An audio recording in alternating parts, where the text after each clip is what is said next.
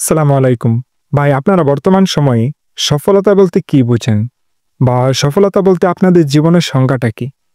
আমি একটি জিনিস খুব কমন দেখেছি বা যে জিনিসটা বর্তমান সময়ে সফলতা বলতে বোঝায়, সেটা হচ্ছে অর্থ, কড়ি, টাকা-পয়সা, প্রচুর পরিমাণে অর্থ থাকতে হবে, টাকা থাকতে হবে, পয়সা থাকতে হবে। এটার মানেই হচ্ছে সফলতা। তবে একান্ত ব্যক্তিগত আমার মতামত হিসেবে আমি এটাকে সফলতা বলে গণ্য করি না।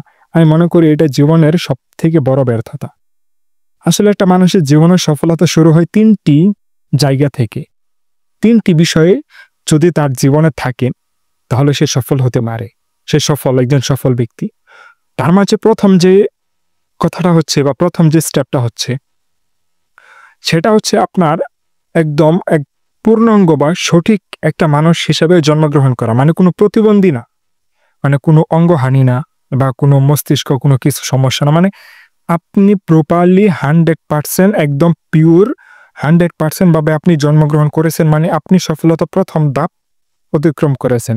আর হ্যাঁ, এটা অবশ্যই আল্লাহ তাআলার রহমত আপনার প্রতি, যে আপনি সফলভাবে আপনি একদম সুস্থভাবে জন্মগ্রহণ করতে পেরেছেন।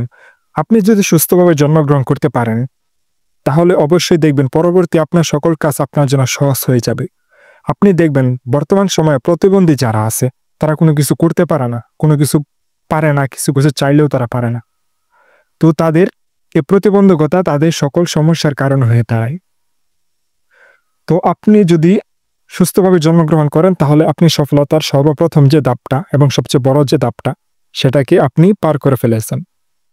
এবং ২ নাম্বার যে পয়েন্টটা বলবো, সেটা হচ্ছে আপনার একটা সুস্থ, সুন্দর, বুদ্ধিমান একটা সুস্থ মস্তিষ্কের পরিবারে জন্মগ্রহণ করা। মানে এক কথায় বলতে গেলে সুস্থ ২ জন বাবা-মা পাওয়া। মানে আপনি আপনার বাবা-মা কি সুস্থ বাবা-মা পেয়েছেন বা একটা ভালো বাবা-মা পেয়েছেন, সেটা হচ্ছে আপনার জন্য ২য় বড় ভাগ্যের বিষয়। সেটা হচ্ছে ২য় বড় রহমত আল্লাহর পক্ষ থেকে আপনার। এটি হচ্ছে আপনার সফলতার ২য় পর্যায়।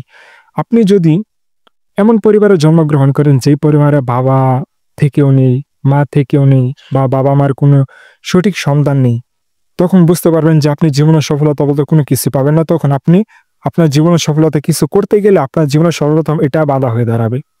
তো আমি মনে করি আপনার জীবনে সুস্থ একজন ভালো বাবা-মা পাওয়া, এটা যে আপনার জন্য কত বড় সফলতা এবং কত বড় ভাগ্যের, মানে আল্লাহ তাআলার রহমত, আপনি এটা বুঝতে পারবেন। আপনি তখনই বুঝতে পারবেন যখন আপনি এই পর্যায়ে থাকবেন বা এই পর্যায়ে কোনো মানুষ আছে তাদের সাথে আপনি কথা বলতে পারবেন, তখন আপনি বুঝতে পারবেন।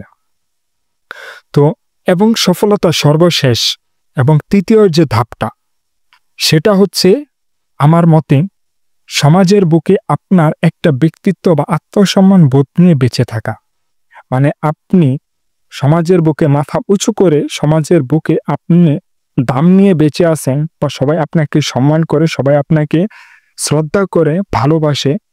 এইরকম একটা অবস্থান নিয়ে যদি আপনি আপনার সমাজের বুকে চলাচল করতে পারেন, তাহলে আমি মনে করি এটা হচ্ছে আপনার সফলতার ৩য় ধাপ। মানে এই ৩টা ধাপ, এই ৩টা ধাপ যদি আপনার ভিতরে থেকে থাকে, আমি মনে করি আপনি অর্থ কড়ি, টাকা পয়সা যাই কামান না কেন, যদি মানে চলাফেরা করার জন্য আর কি, একটা মানুষ চলাফেরা করার জন্য যতটুকু প্রয়োজন আপনি যদি ঠিক ততটুকুই কামান, তারপরে চলে যাবে। তবে আপনি এই ৩টি জিনিস যদি না পান, তাহলে আপনি কোনো কিছু করতে পারবেন না।